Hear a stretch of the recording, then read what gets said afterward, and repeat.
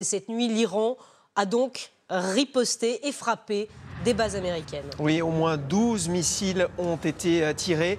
L'évaluation des dégâts et des victimes est en cours. Jusqu'ici, tout va bien, a tweeté Donald Trump. Le récit de Camila Campuzano. Des frappes en série. Ces témoins comprennent tout de suite, ce sont les Américains qui sont visés.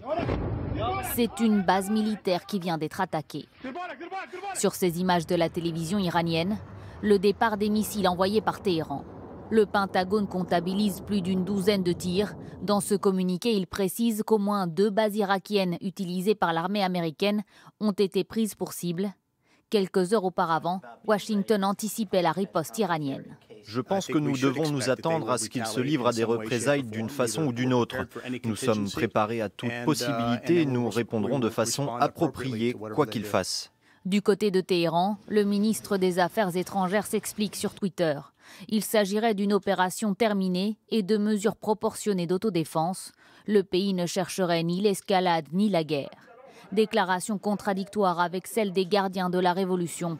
L'armée iranienne menace ce matin de frapper également Israël et les alliés des États-Unis. Il y a quelques jours, Donald Trump a lui aussi prévenu qu'il pourrait frapper une 50aine de sites iraniens. Les tensions entre les deux pays sont montées d'un cran supplémentaire après l'assassinat d'un de ses plus importants généraux, Qassem Soleimani.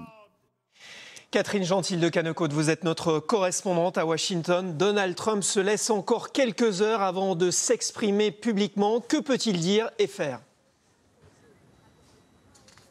Eh bien écoutez, tout dépendra du fait de savoir s'il y a ou non des victimes américaines, ce que l'on devrait savoir maintenant quand même de manière assez rapide. Mais les médias ici, et notamment les télévisions, expliquent qu'en fait l'alerte a été donnée suffisamment tôt pour que les soldats puissent se mettre à l'abri et se rendre dans les bunkers. Et puis aussi, il faut remarquer que les Iraniens n'ont pas pris pour cible la plus grande base américaine en Irak, comme si justement ils voulaient limiter au minimum le risque de faire des victimes. Alors Donald Trump, qui vous l'imaginez bien, a passé toute la soirée ici à la Maison-Blanche entouré de ses plus proches conseillers, a en effet dit que pour l'instant tout allait bien et donc il va s'exprimer. Mais en effet, il prend le temps puisque ce ne sera que cet après-midi, heure de Paris. Et puis il faut aussi imaginer que dans ces conditions, si en effet il n'y a pas eu de victimes après ces tirs de missiles, eh bien le locataire de la Maison-Blanche, malgré son discours extrêmement guerrier de ces derniers jours, va peut-être saisir cette occasion pour décider d'arrêter cette escalade de la violence particulièrement dangereuse au Moyen-Orient.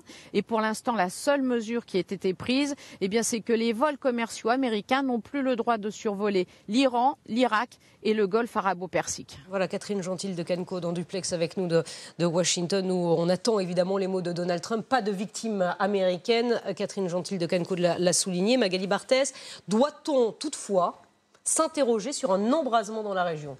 Ce qui est sûr, c'est que Téhéran a clairement voulu marquer les esprits en tirant ses missiles depuis son territoire contre des cibles américaines. Ça, c'est nouveau parce que jusqu'ici, Téhéran a plutôt tendance à répondre via ses factions, ses groupes armés dans la région, mais sans revendication. On a donc franchi un cap cette nuit, mais la réponse est très calibrée. Il y a des dégâts, mais a priori pas de victimes américaines.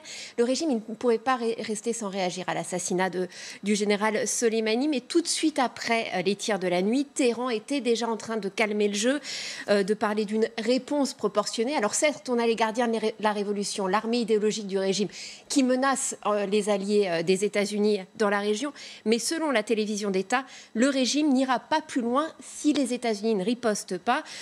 La question maintenant, évidemment, c'est que va faire Trump et décider, comme Catherine Gentil le disait, de saisir l'occasion pour calmer le jeu. Il va falloir attendre ses premières déclarations cet après-midi. Voilà ce que l'on pouvait dire sur cette riposte iranienne. Et puis on a appris cette nuit qu'un Boeing d'une compagnie ukrainienne s'est écrasé juste après son décollage de Téhéran. Il y avait 170 passagers à bord et il n'y a aucune chance de les retrouver vivants, vient de déclarer le Croissant Rouge. Voilà, on reviendra évidemment sur ces informations. L'événement de la journée, c'est à suivre sur LCI.